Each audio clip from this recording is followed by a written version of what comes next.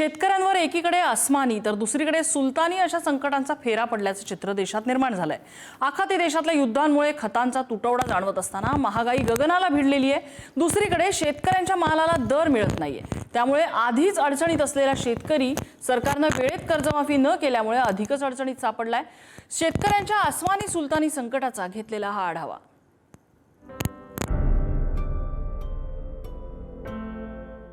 कधी अस्मानी तर कधी सुलतानी संकटाला तोंड देत जगाची भूक भागवणारा शेतकरी आता चारही बाजूनी अडचणीत सापडल्याचं चित्र आहे।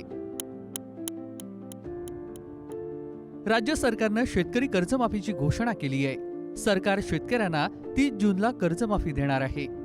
मात्र ही कर्जमाफी बैल गेला आणि झोपा केला अशी ठरण्याची शक्यता आहे। कारण सध्या शेतीच्या मशागतीची वेळ आहे। यासाठी शेतकऱ्यांना पैशाची गरज आहे। मात्र शेतकऱ्यांच्या हातात पैसा नाहीये, कारण जुनं पीक कर्ज असूनही थकीत आहे आणि त्याच कारणावरून बँकांनी नवीन कर्ज वाटप रोखलंय। याचा थेट फटका आता शेतकऱ्यांना बसतोय। बियाणं, खतं, औषधं, मशागत आणि मजुरीसाठी लागणारा पैसा मिळत नसल्यानं अनेक शेतकरी हवालदिल झालाय। जुनं कर्ज बाकी आहे म्हणून नवीन कर्ज मिळत नाही। आता पेरणीसाठी पैसे कुठून आणायचे अशी चिंता सध्या शेतकऱ्यांना सतावते। 2 लाखापर्यंत माफी केली माहिती, पण अजून माफी नाही झाली ना। आश्वासन दिलं 7 जूनपर्यंत, कुठं माफी झाली अजून? नवीन देत नाही ते अजून। नवीन तर हे जुनच थकीत तेव्हा नवीन देतील कशी? हां, बँकेला तर वाटत पण नाही नवीन अजून। आता खरीपचं कसं करणार मग? आता खरीपात ते 7 जूनपर्यंत होईल, ते होणार आहे चालू आहे आश्वासन। काहीच नाही अजून, जी.आर सुद्धा नाही, काहीच नाही। आता शासनाचं धोरण कसं आहे हे शासनालाच माहिती, पण शेतकऱ्याचं कंबरड मोडलं।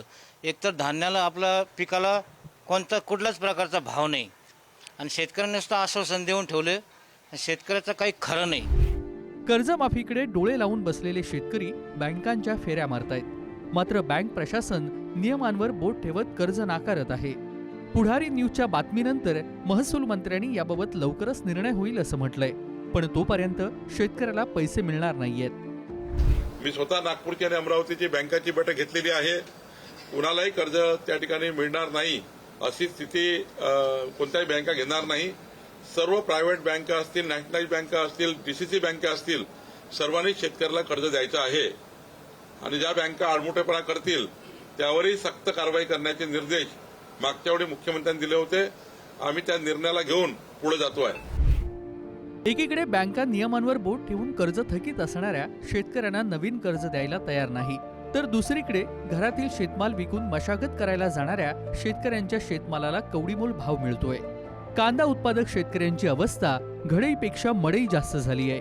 शेतकऱ्यांचा उत्पादन खर्चही निघत नाहीये, अशी व्यथा शेतकरी मांडत आहे। तुम्हाला याला पिकवण्यासाठी 50 ते 55 हजार रुपये खर्च आलेला आहे। रात्रीचा दिवस, दिवसाची रात्र करून अगदी लहान लेकरासारखा याचा सांभाळ केलाय आणि आज मार्केटमध्ये जर पाहायला जर गेलं तर याला 2 आणि 3 रुपये भाव भेटू राहिला। उत्पादन खर्च जर विचार केला तर 4 ते 5 रुपये प्रति किलो याला खर्च झालेला आहे, उत्पादन खर्च। मग जगायचं कसं? शेतकऱ्यांच्या व्यथा इथेच थांबत नाहीयेत। आखाती देशातील संकटामुळं ग्रामीण भागातील डिझेल टंचाईनं मशागतीसाठी डिझेल मिळेनासं झालंय। डिझेलसाठी दिवस रात्र रांगेत उभं राहून त्रस्त झालेल्या शेतकऱ्यांनी हिंगोलीत पेट्रोल पंपावर डिझेल कॅन डोक्यावर घेत आंदोलन केलं।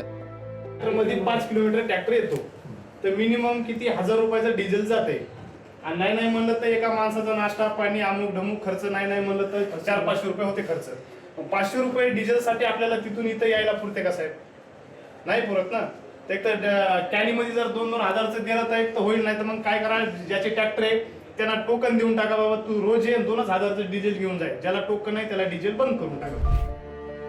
ग्रामीण भागात फक्त इंधनाचा तुटवडा नाही तर शेतकऱ्यांना खतांचा तुटवडा देखील जाणवतोय। युद्धामुळे खत उत्पादक कंपनीकडे कच्चा माल उपलब्ध नाहीये, त्यामुळे युरिया आणि डीएपी खताची टंचाई निर्माण झाली आहे। शेतकऱ्याच्या भरोशावर राजकारण करतात आणि इथं शेतकऱ्यालाच उपाशी ठेवायच्या मार्गावर सरकार लागलेली आहे। सध्या शेतकरी सध्या खूप अडचणीत आहे, आर्थिक अडचणीमध्ये। त्याच्यामध्ये शेतकऱ्यांना रासायनिक खताचा तुटवडा जाणवत आहे। युद्धजन्य परिस्थिती जरी असेल तरी गव्हर्नमेंटनं शेतकऱ्यासाठी उपाययोजना करायला पाहिजे। खताचा पुरवठा मुबलक प्रमाणे देण्यात आला पाहिजे। कृषी सेवा केंद्रामध्ये मुबलक प्रमाणात त्यांना खत उपलब्ध करून द्यायला पाहिजे गव्हर्नमेंटनी. 10-15 दिवसांनी पेरणीची वेळ आली आहे आणि आम्हाला खताचा तुटवडा निर्माण होत आहे. दुकानदाराजवळ गेलं तर म्हणताय की गव्हर्नमेंटनं खताची हे गव्हर्नमेंटनं तिकडूनच आपल्याला कमी खत येत आहे, तर त्याच्यामुळं दुकानदार काही आम्हाला देत नाही आहे. आणि दुकानदार म्हणतात की तुमचं फार्मर आय डी आहे का. हर शेतकऱ्याला ते पॉसिबल नाही आहे ना फार्मर आय डी.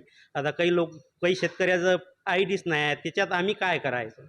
युरिया आणि DAP हे 2 खतं मोठ्या प्रमाणात याचा तुटवडा आजच्या परिस्थितीत जाणवतो आहे आणि गव्हर्नमेंटनी या खतांच्या बाबतीत विक्री करत असताना सक्त आदेश दिलेले आहे. आपण शेतकऱ्यांचा फार्मर आय डी आणि शेतकऱ्यांचा 7/12 हे पाहिल्याशिवाय त्यांना 7/12 पाहिल्याशिवाय त्यांना खते देऊ नये. ग्लोबल वॉर्मिंगमुळं आधी शेतमालाचं उत्पन्न घटलंय. कधी मोठी वादळं तर कधी अवकाळी पाऊस तर अचानक होणारी ढगफुटी यामुळे कोकणातील आंबा उत्पादक शेतकऱ्यांपासून विदर्भातील धान उत्पादक शेतकऱ्यांच्या तोंडाशी आलेला घास हिरावलाय. त्यातच यंदा हवामान खात्यानं एल निनोच्या प्रभावामुळे मान्सूनचं प्रमाण घटण्याची शक्यता व्यक्त केली आहे. त्यामुळे दुष्काळाची भीती आतापासूनच व्यक्त केली जाते. एकीकडे पिकाला भाव मिळेना, दुसरीकडे कर्ज मिळेना आणि त्यातच खत आणि डिझेल टंचाई. चारही बाजूनी चटके सोसणाऱ्या शेतकऱ्याला वेळीच मदत करण्याची गरज आहे. संतोष भिसे आणि दीपक शास्त्रीसह शिवाजी काळे, पुढारी न्यूज, मुंबई.